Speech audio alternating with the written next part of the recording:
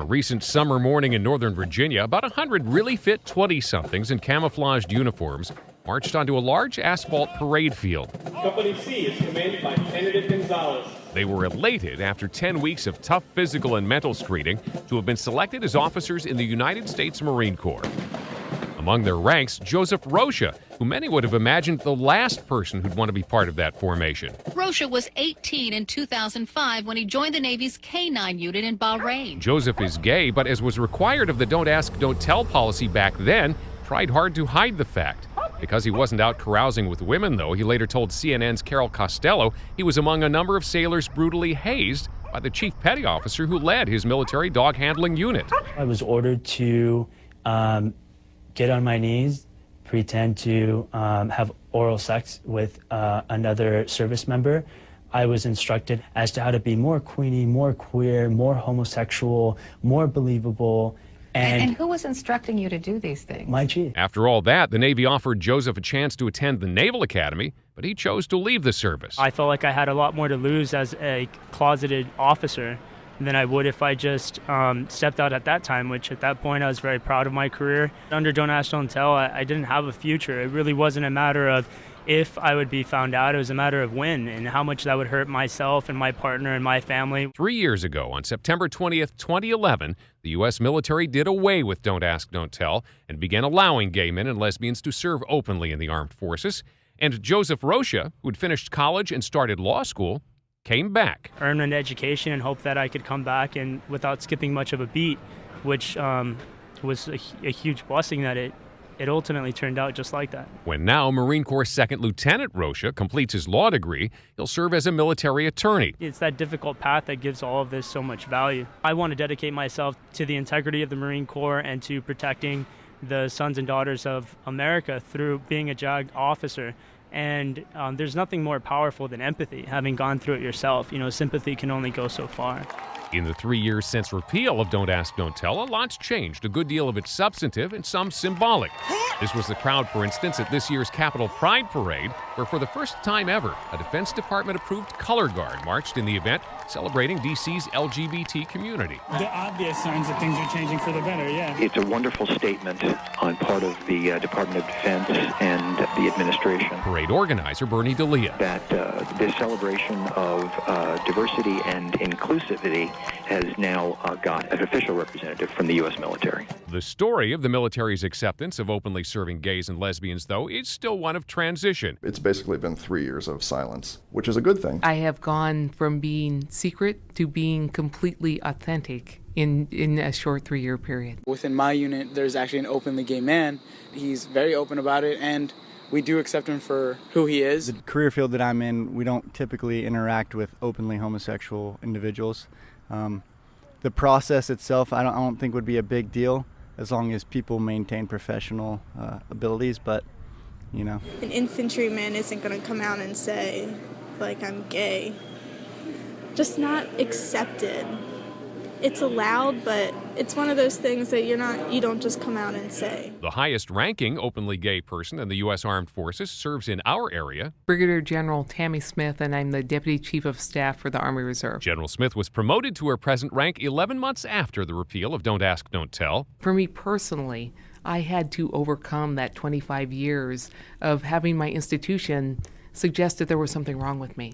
So I had to reevaluate where I was as a person and to move from almost an internalized homophobia after that 25 years to just that place and working with my wonderful spouse, Tracy, that it really is okay to be exactly who I am. And she says changes in the summer of 2013 when the Supreme Court overturned the Federal Defense of Marriage Act and the Defense Department began recognizing same-sex marriages allowed her to be even more openly who she is. From being someone who had to keep my partner an absolute secret to someone who is now a married military member and lives in Army housing. Good changes, says General Smith, because they did away with requirements that people hide and pretend. I believe that it makes me a better soldier. It makes me a better leader.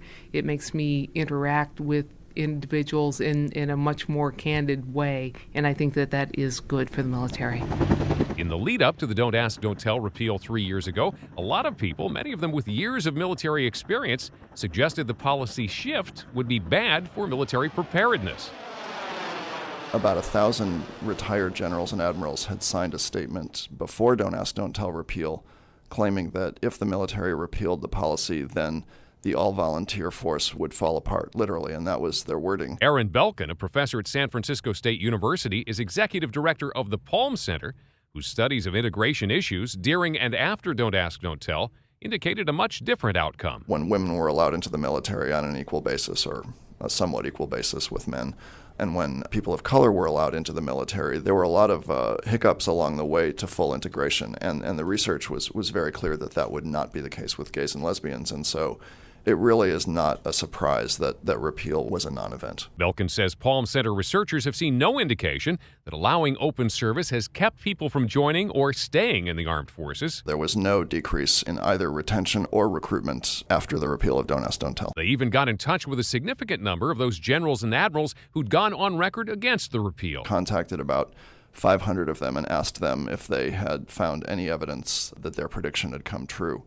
And they hadn't. It's a finding borne out by top leaders of America's military forces. This was Deputy Defense Secretary Robert Work's assessment this summer. If there is any single thing that we have learned since the repeal of Don't Ask, Don't Tell, it is that all the predictions by some that our force would be weakened could not have been further from the truth. Another indication the environment in the military has changed. Aaron Belkin says some men and women who'd been discharged under the old rules after having been outed as gay are applying to return to the ranks. They wouldn't have any special privilege to get back into the military. They'd have to compete with the rest of that pool, but at the same time, they wouldn't be penalized.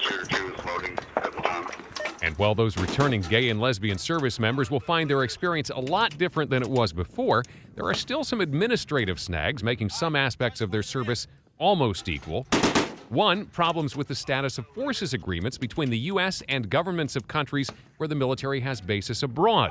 Some don't allow military commands to sponsor a same-sex spouse. What that command sponsorship does is it allows that family member to go over on basically a visa that lasts the entire length of time as the military member's assignment. Otherwise, they have to go over on just a normal visitor's visa that's only good for 90 days. Retired Air Force Lieutenant Colonel Chris Rousey is trying to help military families with this as a volunteer with the American Military Partner Association. She says the State Department tells her group they're working to rewrite those status of forces agreements. As they do, same-sex military spouses have to remain in the U.S. while their service member serves overseas or fly back and forth every 3 months, applying each time for a new visa. It's certainly a financial hardship in the travel. It's a financial hardship in trying to maintain two households, and it's a hardship on that family. Just period, that family life, to separate and break up that family. And right now, I'd say that is probably one of our number one issues. We have a lot of families that are struggling through that right now. The diplomatic dilemma is not necessarily caused because of another country's social norms. Germany, for instance, offers its own citizens a form of gay marriage, but Rousey says does not allow equal treatment of same-sex spouses of U.S. service members. So right now, people who are assigned to Germany are not receiving command sponsorship for their LGBT spouses to accompany them. That breaks up families. That creates severe financial hardship. And same-sex married couples in the military can sometimes face unique difficulties even while assigned within the U.S. The military is the one that has the say in where we go and where we get stationed. Again, retired Lieutenant Colonel Chris Rousey. And right now we have families that live in states that do not recognize their legal marriages. And so as long as the military member is sitting on base, their marriage is recognized. But the moment they step off base into North Carolina or Georgia or Alabama or whatever state it may be that doesn't recognize same-sex marriage, they're no longer recognized as a married couple. This can be a particular problem when one member of the same-sex couple has adopted a child of his or her spouse. Under federal law, they are a step-parent. In the eyes of the military, they are a step-parent. But as soon as they step off base, in the eyes of that state, they have no legal connection to that child at all. And if something happens to the biological parent, that other parent, that step-parent, has no legal rights to that child. The state could come in and take that child away, and there'd be nothing that military member could do about it.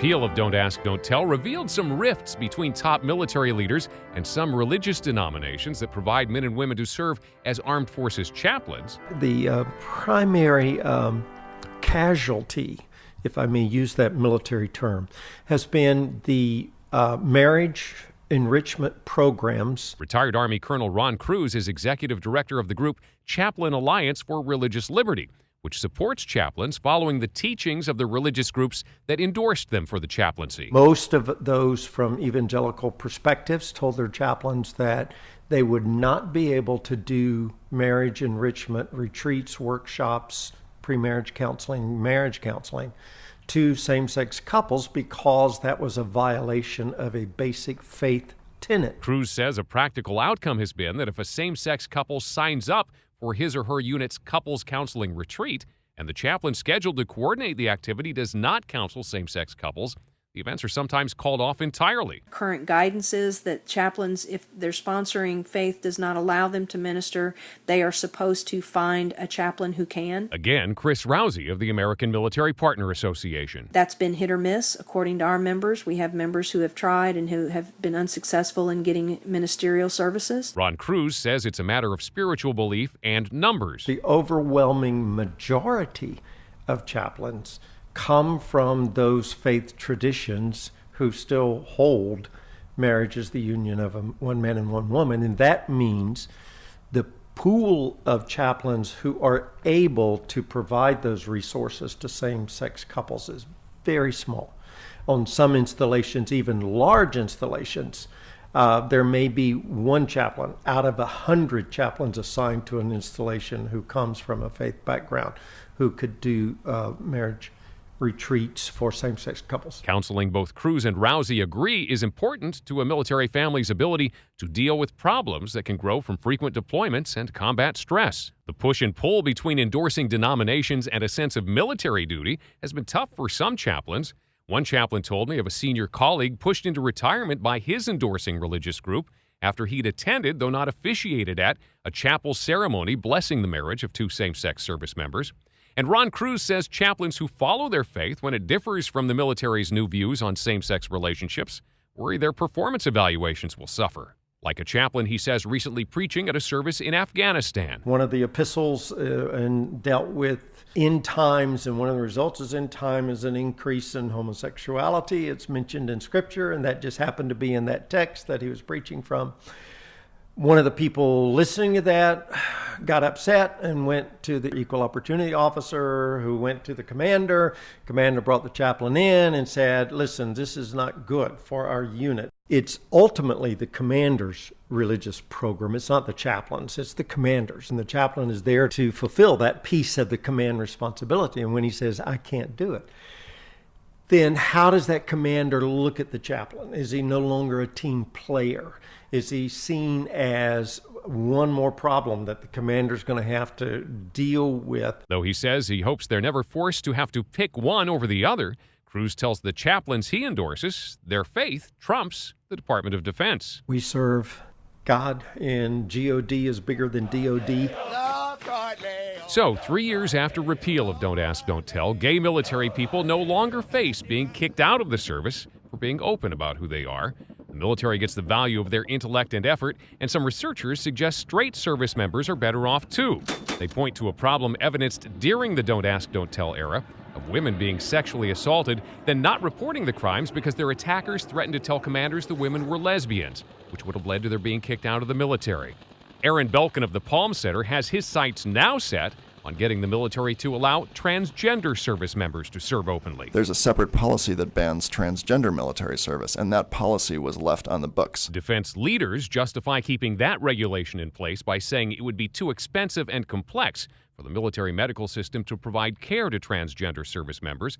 Belkin says there are holes in that argument. A few months ago, a panel of retired generals and admirals that included a retired U.S. Surgeon General, so the top doctor in the United States, actually went through one by one the Pentagon's medical rationales for firing transgender personnel, and they found that those medical arguments didn't make sense, that there was bad science behind each argument. As gay and lesbian service members enter a fourth year of open service opportunity, some find themselves serving these days as educators, Brigadier General Tammy Smith sees it as helping people around her get used to the change. Like, how do they refer to Tracy? Is she my partner? Is she my wife? And so what I have learned through the past 3 years is that sometimes it's helpful if I help them. They want to be welcoming. And one of the things about being out that I think has been good is that because I can be exactly who I am and be recognized with my spouse, is that just the example of us breaks down stereotypes that people had previously held. And may still hold in certain parts of the service. Well, to speak bluntly, there's a lot of aggressive people in certain fields, and typically homosexuals are not the people that fit into that mentality, and an aggressive person can make it very uncomfortable for people to really let their guard down and show what they're all about. If they're a male, they're not going to be talking about their boyfriend. It's still kind of hush-hush, even though we can't discriminate for being gay. Chaz Henry, All News 99.1.